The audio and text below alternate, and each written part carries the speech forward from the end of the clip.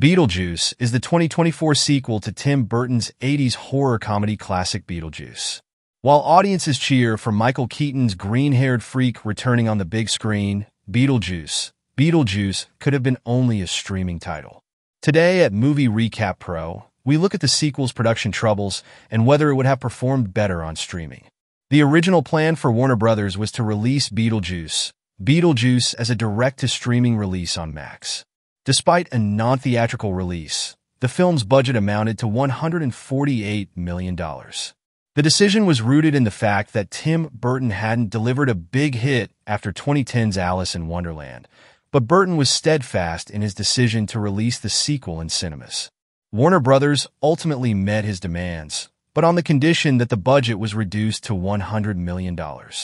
With a reduced budget of $48 million, Burton took a pay cut and encouraged stars like Jenna Ortega and Michael Keaton to do the same.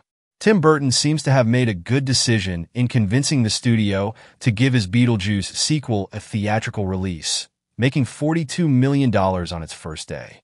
The film marked the biggest opening of the year, behind Deadpool, Wolverine, and Inside Out 2.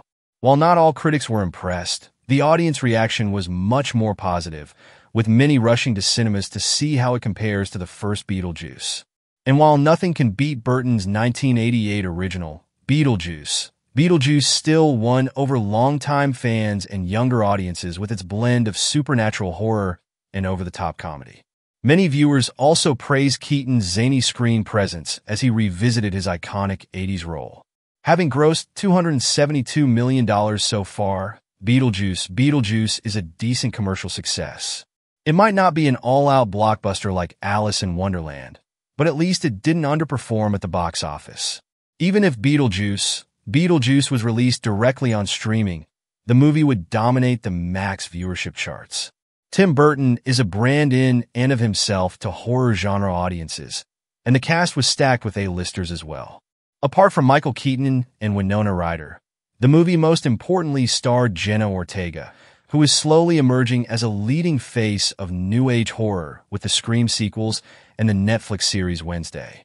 With Burton himself directing 4 episodes of the series, Wednesday was one of the biggest successes for Netflix, cementing Ortega's popularity in horror.